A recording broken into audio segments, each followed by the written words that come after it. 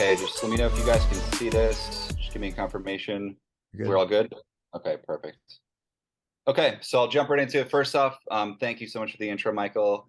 Appreciate you guys hopping on and giving me a few minutes of your time here. Hopefully I can impart some valuable nuggets of wisdom here that can help you on your growth journey. So quick background on me, lifelong entrepreneur. Started my first business in college to pay for my tuition and went and launched and sold a few e-commerce businesses. During that time, I was doing some consulting for software startups. I helped them grow quite nicely. 2021 started a lead generation agency, which I'm now pivoting into like a fully automated SaaS platform. And the number one theme amongst all my success in ventures was just using like really good targeted data, great copywriting, and cold outreach to scale very profitably.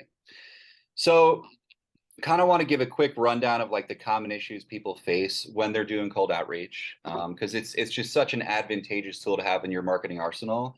I prefer to literally any other form of paid ads out there. And the number one issue people generally run into is just like a lack of technical awareness and how to just set, your email, your DNS settings up, your emails up. It's not tricky, but a lot of people will mess it up and get frustrated and go right to spam. A lot of the times, people will just use poor quality leads and lists. You want to make sure, of course, your lists are extremely targeted to your objective and the kind of campaign you're running. A lot of the times people don't put enough emphasis or time into copywriting, which is aside from deliverability, probably the most important component of a successful campaign. You want to make sure just your messages are extremely personalized, super relevant, and outside the box. And I'll touch on that later. Creativity is utmost priority when you're doing cold outreach. You need to separate yourself from the million other people hitting your same recipients. So kind of like the nuts and bolts, we're in a high level overview of how to run just really successful high deliverability campaigns. It starts with the number one thing, and you can never use your primary domain to do this cold outreach. So we have a client right now, one of my agency clients, their domain is foxandrobin.com. So what you do is you basically buy and set up branded domains. So these are domains that look very similar to your primary domain. You just put like a keyword tweak or variation in the front. You redirect them to your main website and you create new sending emails under these domains. And that's your new sending infrastructure and your outreach apparatus. So yeah, you never want to use your main domain or like a MailChimp or Klaviyo to do this outreach. Do everything from scratch and starts with domains. Then you create emails and you put them into warm up. So assuming some people on the call are familiar with warm up tech, but I'll give you a quick rundown. Basically, warm up technology gives a brand new email and a domain a positive sending reputation. So when you go to email real people, Google, Yahoo, Outlook, the big email servers, they'll see this cold email come in. And the number one determinant to go to the inbox or the spam folder is the reputation of your domain. IP is important too, and I'll get to that, but domain reputation has taken a precedent in recent years.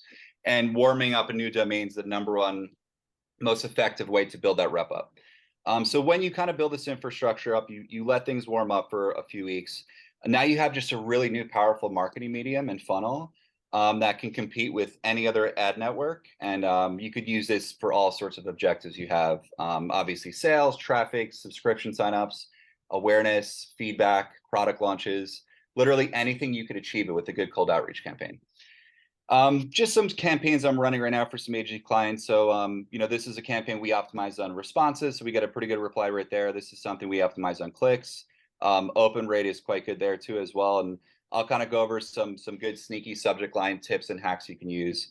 So now getting into like the benefits of a cold outreach campaign using ops data, which is fantastic. Again, you could just gain new customers really profitably. Another really like untold benefit of cold email is SEO ranking. So a lot of people overlook this. If you just drive steady, consistent, cheap traffic to your site that's real and not bot, you actually get really good SEO rankings out of that, and you'll start coming up more organically in your search terms for whatever products you're selling on your site. And then other things you could do is just optimize for getting more subscribers to your email list, just generating great awareness at scale. Getting new ambassadors. So, during our agency time, we actually worked with a lot of companies, and they came to us and they wanted to get more ambassadors and affiliates on board. And it's traditionally hard to do that. There's a lot of other platforms out there that cost a fortune. They kind of like pair you up with one they think is good. I'm a big fan of just doing it on your own. So what you could do in this case is you can get a like an influencer ambassador list from Ops. So we can go on social media, we can scrape any social media account, any hashtag, and you can realize how extremely targeted that could be. So if we're talking about like let's say you have an e-commerce store and you sell, I don't know, basketball shoes or products, we'd be able to actually generate a list based on certain basketball accounts like at NBA, at LeBron James, at Michael Jordan, people who definitively love that type of product. We can get the followers' emails of those accounts. Then you have this really potent list, and you could run direct outreach campaigns that way. And it just works really, really well. And just kind of like some final things to keep in mind. You want to make sure that first and foremost, you execute on like a perfect technical setup. So again, you buy these branded domains, you make sure the right DNS records are inputted on there. So this is something a lot of people overlook. You have to put like a DKIM, an SPF, a DMARC.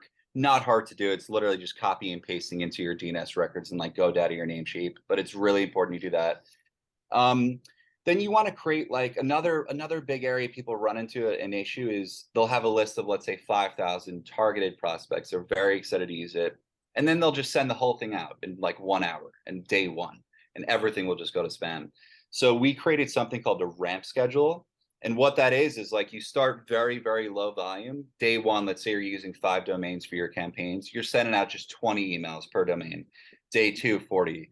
Day 360, day 470, you're like slowly inching up. So you're not getting all the emails out. You're really just optimizing for deliverability and opens and responses and clicks. And this is so important. And then you want to max out at like a certain number of emails per day. So this is another thing that people aren't really thinking too deeply about. But let's say one email account, you actually don't want to send more than like 200 emails per day. Uniques, follow-ups, that's like the max you want to do. So obviously you really just want to like optimize for just responses and quality over quantity in that case. So that's really important. And then just another thing is like just can't spend enough time writing really good copy. And I'm a huge proponent on just A, B, C, D, E testing everything, especially early on. You're, just starting this kind of outreach. You're, going to a few different audiences. You're promoting a new product.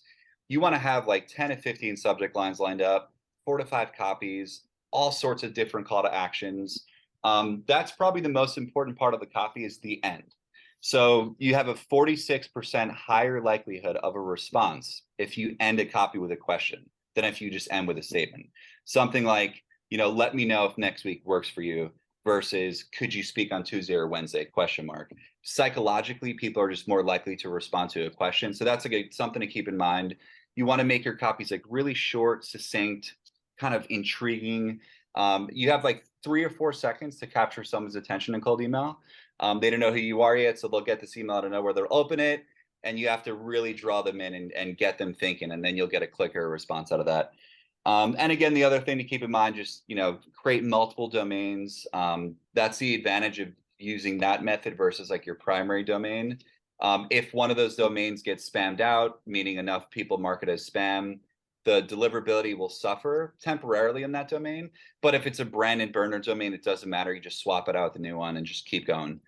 So yeah, if you can kind of do all this successfully and keep iterating and experimenting until you see success, you're basically creating like a digital sales and marketing representative for yourself, almost like an in-house person, for much cheaper than hiring someone externally on Upwork or Fiverr. So yeah, instead of hiring like a full-time marketing assistant, you could build this infrastructure, run it yourself on automation, and just let the leads just kind of flow and funnel in. And that's it. So yeah, really kind of a quick deck there. Hopefully you guys learn a thing or two, and would love to take any questions you guys have now. Let's see. Am I back on? I am back on. Yeah. All right. That was, first of all, that's a lot of information probably for everybody. So It was. But that was amazing. Thank you, Brennan. That's like super. Yeah, of course. All right. So first off, is there anyone on here that is using cold email today? This is kind of a new thing for everybody. New thing. There you go. Yeah, good. Is there, all right, were there any terms in here that kind of caught your eye that you weren't familiar with that you wanted clarification on? Everything. Everything. Oh, geez. Okay. Oh, we got to start from square one. Yeah, that's okay. All right. So why don't we start? I think bullet point 1, because I think a lot of people get confused about branded versus the primary domain. And why you would do that maybe is a secondary thing. But the first off is like your domain is Zip Lunch, right? Yeah, ziplunch.com. So Brendan, in that case, like what would a best practice be, and why are So you doing it? yeah, so with your main domain, you have to protect your primary domain, which is just what your website's hosted on, with like everything you have. Like there's nothing, one of your most important assets is that primary domain. You need that in perfect reputation and integrity and health for your, customer emails, your sign up emails, your operation emails. You want to make sure those never go to spam. You can't have that risk. So when you're doing cold outreach campaigns at pretty high volume, the number one risk you run is just someone marking that email as spam. And if that happens enough in your primary domain, then all your internal emails go to spam. You want to avoid that. So that's why we would buy and set up branded domains. So whatever your domain is there, just add a my, a the, a try to the beginning.